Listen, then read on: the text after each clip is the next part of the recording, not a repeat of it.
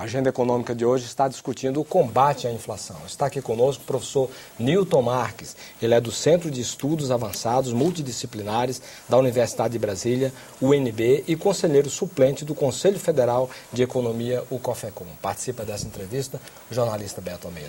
Professor, eu queria alguns dados comparativos sobre a questão dos juros no mundo. Segundo o levantamento da Cruzeiro do Sul Corretora, publicado esta semana pelo jornal O Estado de São Paulo, com a taxa Selic de 11,25% ao ano, fixada agora pelo Copom, o Brasil figura como líder absoluto dos juros altos. O juro real, quer dizer, descontado a inflação do Brasil, passa a ser de 5,5%. Em seguida vem a Austrália com 1,9% e África do Sul com 1,8%.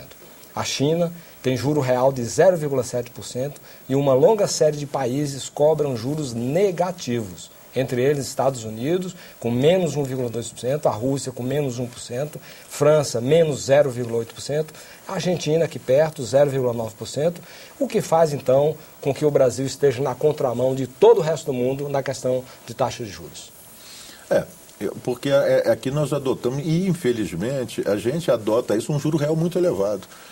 Se discute muito com os economistas que não precisa ter um prêmio tão elevado assim. Porque se por acaso houvesse uma evasão de divisas conforme uma fuga de capitais ou uma fuga da moeda para aplicação para ativos e tal, isso daí poderia trazer algum descontrole, né, para a economia. E a gente não vê esse tipo de coisa. Mas você vê que foi penoso, foi longo a caminhada para reduzir o juro real. Nós tínhamos 2 dígitos e agora nós estamos em 1 dígito. Então era preciso ter um esforço para reduzir isso daí, porque não há necessidade. Para que um juro real tão elevado?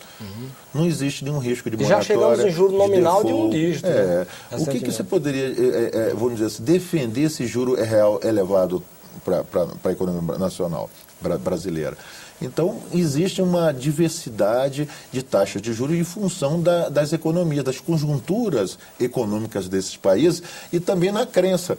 Então, você vê, por exemplo, que a China e a Índia, né, são países que estão crescendo a taxas violentas e não usam o manejo da taxa básica de juros como aqui no Brasil usa. E a gente fica naquele negócio, nossa dívida é elevada, por isso que a taxa de juros é elevada. Como é que é? Aquele do biscoito, lembra? Ele é fresquinho porque vende mais ou vende mais porque é fresquinho? Então a gente não sabe, houve um negócio, a cobra mordeu o rabo. Então a gente não sabe se a nossa dívida é elevada porque o juro real é elevado no passado ou o contrário. Então você tem que começar a desarmar alguns mitos. Então esse daí, porque senão vocês sempre campeões no mundo com relação ao juro real. E não há essa necessidade, entendeu, de você utilizar essa taxa básica de juros tão, né, elevada em termos reais, como os outros países mostram. Porque justamente a economia mostra que para haver um equilíbrio no mundo, esse negócio de mobilidade de capitais, são os juros reais que atraem. Então o que você vai fazer? Se você tem um câmbio flutuante e você tem uma taxa de juro real elevada, os capitais vão fluir para cá. Isso, entendeu? E aí acaba criando instabilidade, porque são os capitais especulativos, só vêm por conta de ganhar aquele rendimento ali. E aí não se resolve o problema. Então, enquanto a gente não usar, no meu ponto de vista, com relação a esse juro real, impuda o mercado. Agora parece que o mercado é exógeno, né? Nós economistas usamos muito essa palavra, né? Então, poxa, ele não tinha que ser endógeno, ele é exógeno para nós? Não, nós temos que chegar para o mercado e dizer, o Banco Central está tomando medidas, o governo está tomando medidas e não tem necessidade de ter um juro real tão elevado. Professor, existe também aquela avaliação de um setor de economistas, né, que lembra que, na verdade, o Banco Central trabalha com expectativas de inflação que vêm do próprio mercado. E que, ao sinalizar com altas nas taxas de juros, o Banco Central estaria mandando um recado para esse setor, né, de que não vai permitir a alta inflacionária. Com isso, esvaziando uma expectativa que ele próprio recebeu vinda do próprio mercado. Será que não tem maneiras mais eficientes e mais econômicas de fazer esse trabalho?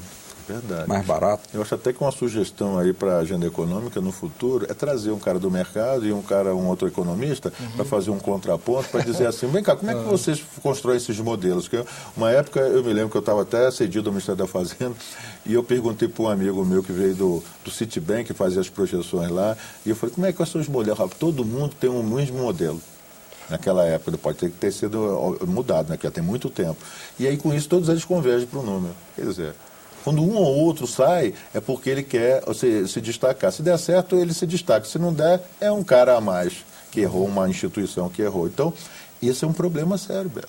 Porque o mercado, o Banco Central trabalha com um sistema de meta de inflação, aquele negócio do looking forward, olhando as expectativas com relação ao futuro, e obviamente que os agentes vão calibrando. Agora, traz os agentes, os consultores, como é que eles estimam isso daí? Será que é o mesmo modelo que o Banco Central trabalha, que o governo trabalha? O próprio boletim Focus é divulgado no site do Banco Central. E outra coisa, será que... Tem que ser no site da Febraban, né? Pois é.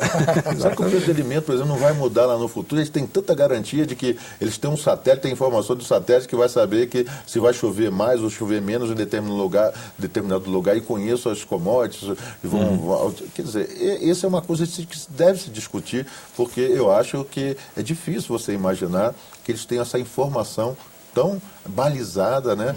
Ou se fosse insider information, informação privilegiada de saber que no futuro vai acontecer assim ou assado.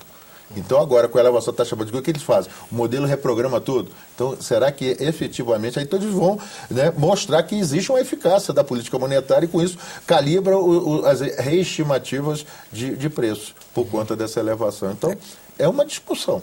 Eu acho que é uma coisa interessante se colocar para discutir, para ver de onde é que tem essas informações para garantir, para balizar esses estudos. Professor, o objetivo básico da elevação da taxa de juros é o combate à inflação. É uma coisa ligada a outro governo. Não, elevei a taxa de juros para combater a inflação. Está havendo uma alta de preço, então quero combater, tem uma meta fixada, fugir do centro da meta, então aumenta a taxa de juros. Isso, ao elevar a taxa de juros, nós já examinamos aqui, há uma elevação de custo. Quer dizer, a cada meio ponto, 10 bilhões, ou alguns dizem que até a cada um ponto, 20 bilhões, ou para cada meio ponto, 5 bilhões no cálculo mais rasteiro. Então, elevou em meio ponto de percentagem, aumenta em 5 bilhões o gasto da dívida, ou até em 10 bilhões. Muito bem. Quer dizer, eu lhe pergunto, ao sangrar do setor público 10 bilhões para o setor financeiro, né, que aumenta o gasto público, eu lhe pergunto se não seria justo o governo, então, aumentar a taxação, uma tributação sobre esse ganho que vai ocorrer no setor financeiro a partir de agora da elevação da taxa de juros. Mas aí também, do outro lado, o mercado poderia alegar, então não vou comprar mais esses papéis. Também. Entendeu? Fica uma situação que poderia, é claro que eu acho que seria válido até, né? Você ter um sistema de falar assim, olha, a determinada taxa de lucro é permitida, acima dessa taxa de lucro, mas o sistema financeiro ele faz, é como se fosse o corcunda, a pessoa diz, como é que o corcunda dorme? Ele se acomoda. O sistema financeiro sempre se acomoda a qualquer tipo de medida. É impressionante como é que ele se acomoda, e você vê que durante esses anos aí, qual foi o setor, ou os setores, né, que mais se beneficiaram de tudo? O setor financeiro. Você vê que nos Estados Unidos teve aquele negócio da crise, o que aconteceu? O governo injetou dinheiro, o que eles fizeram? Exatamente. Eles se aprisionaram o dinheiro, eles reteram o dinheiro em vez de passar o dinheiro. Aí o governo falou, mas vem cá, eu não te passei o dinheiro para justamente você emprestar? Falou, não, mas muita gente que tomou dinheiro não está me pagando. Então, e a crise continua. Farinha pouca, meu pirão primeiro, então, né? Nós temos aqui um outro problema que é dos gastos públicos, né, professor? Alguns analistas consideram que a elevação da taxa básica de juros é uma forma ineficaz de combater a inflação, porque seria muito mais adequado reduzir os gastos públicos, né, os gastos que o governo tem. Mas aí isso gera uma controvérsia, até uma discussão de caráter político muito forte, muito apaixonado. Ideológico também. Como é que o senhor vê esse debate? Eu, por exemplo, sempre eu costumo dizer, quando eu discuto com alguns colegas economistas, que o governo Lula, por exemplo, fazer uma apologia do governo Lula, quebrou alguns mitos. E que faltava quebrar, né, na época, né, talvez agora com a presidenta Dilma, quebre o mito do equilíbrio fiscal. Por quê? Eu acho que a questão fundamental da questão dos governos gastarem é conseguir fontes de financiamento. Então, a questão fundamental, por que a Itália tem aquela dívida? Aí você fala, nunca a Itália vai quebrar, mas ela tem uma dívida maior do que o PIB. Entendeu? Os Estados Unidos todinho. Então, eles arrumam jeito de financiamento. Então, eu acho que uma das medidas que o governo tem que tomar é fonte de financiamento. Porque gastar vai ter que gastar. Agora, se o mercado acha que o governo não vai pagar, aí começa a fazer pressão. Porque esse que é o grande problema. Uma ameaça de default ou então de moratória, é isso que incomoda. Então, do ponto de vista de você sugerir medidas de conter gastos, é porque a gente trabalha com um modelo, né, que a gente chama de SLM. Os nossos telespectadores vão ficar, pô, mas o que é esse modelo SLM? Os economistas aprenderam isso daí. Então, você tem a questão da política monetária e a política fiscal. Então, todas as vezes que tem uma política monetária contracionista, você tem que ter uma política fiscal contracionista. Caso contrário, você não reduz o nível de demanda por bens e serviços e você não atinge o equilíbrio. Então, é essa discussão que se coloca. Então, por isso é que se coloca a questão. Agora eu te pergunto, será que se o governo Lula tivesse pensado pura e simplesmente em cortar gastos, assim como talvez o governo Fernando Henrique pensava, será que nós teríamos essa redistribuição de renda que houve? É uma questão que se coloca. Teria havido crescimento. Tem gente que fala assim, não, esse processo já vinha em curso. Eu não acredito, Beto, que há quanto tempo que a gente vê as políticas econômicas, então eu não quero fazer apologia de governante A, B ou C, não, mas que efetivamente foi a política desenvolvida, foi eficaz para conseguir com que houvesse uma redistribuição de renda, porque sempre também acredita-se para os economistas que não pode crescer sem distribuir renda. Isso é uma coisa lá de trás. Então, a redistribuição de renda, que é justamente uma política pública, quem tem que fazer é o governo. Então, como é que você vai cortar gastos num momento desse daí, tendo uma elevação dos gastos financeiros? Então, você tem que provocar o quê? Você tem que provocar a economia para crescer, para arrecadar mais, para permitir que o governo consiga justamente superar aquele negócio. Então, no momento, um pensamento estático é esse, que alguns economistas, principalmente que a gente chama de os economistas ortodoxos, ou os chamados liberais ou neoliberais, que às vezes não gostam nem dessa denominação, mas é uma linha ortodoxa que pensa que todas as vezes que há um arroxo monetário, tem que haver um arroxo fiscal. Caso contrário, aquele arroxo monetário ele se perde. Então, essa que é a mensagem que é feita e é dada por alguns economistas. Ou seja, teria havido a expansão do mercado de trabalho se não tivesse havido essa mas isso que eu estou dizendo para você, será que isso daí era natural? Eu não consigo ver isso daí. Se você não tivesse tomado essas medidas com relação a crédito, com relação à Bolsa Família, as políticas de redistribuição de renda, você não teria feito deslocar. Primeiro que você tirou gente da linha da pobreza absoluta, jogou na classe C e D. E depois houve uma mobilidade. A C e D pulou para B, por exemplo, tá certo? A não pula A, pelo contrário, a A fica lá, continua sempre sólida, né? Principalmente nesses movimentos, né? Que a gente vê de altas taxas de lucro. Professor, uma preocupação grande hoje da indústria vem da taxa de câmbio, que se agrava agora com o aumento da taxa de juros. Segundo o Instituto de Estudos para o Desenvolvimento Industrial, o IED, os setores industriais brasileiros considerados de média e baixa tecnologia registraram em 2010 um déficit na sua balança comercial de 8,2 bilhões de dólares contra um superávit de 3,6 bilhões em 2009. Incluem-se aí segmentos como derivados de petróleo, borracha, carvão, construção naval, calçados e couros. Pode-se dizer que esses segmentos já estão vivendo, de fato, um processo de desindustrialização em decorrência da taxa de câmbio, da política cambial adotada no país, que valoriza o real e prejudica as exportações? É verdade. Existem estudos que mostram que está acontecendo isso. Tem outros que acham que isso daí é besteira, principalmente chamados, que a gente chama os economistas ortodoxos, a linha ortodoxa. Não, diz que não, isso tem que continuar dessa forma aí, isso vai se resolver no longo prazo.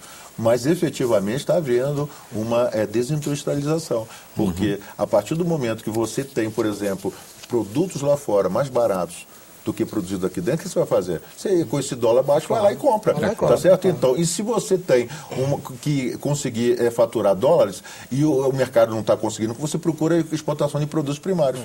Então, está havendo uma reprimarização da nossa pauta de exportação. Isso é péssimo, porque nós precisamos de ter o quê? Valor agregado. Professor, outro dado preocupante diz respeito à participação dos produtos básicos na pauta de exportações do Brasil. Em 2009, a participação dos básicos era de 40%. Em 2010, elevou-se para 45%. Já os industrializados caíram de 44% em 2009 para 39% em 2010. O que se espera de um país emergente não é que se eleve no comércio internacional sua participação em produtos com maior valor agregado? É verdade. Então, se por acaso não houver nenhuma mudança da política cambial, nós vamos assistir, infelizmente, a esse fenômeno que é indesejável, que é justamente nós só exportarmos produtos primários. E tem um agravante, que às vezes o exportador quer faturar. Então, o que é a receita? É preço vezes quantidade. Então, se ele começa a exportar muita quantidade, ele acaba derrubando o preço.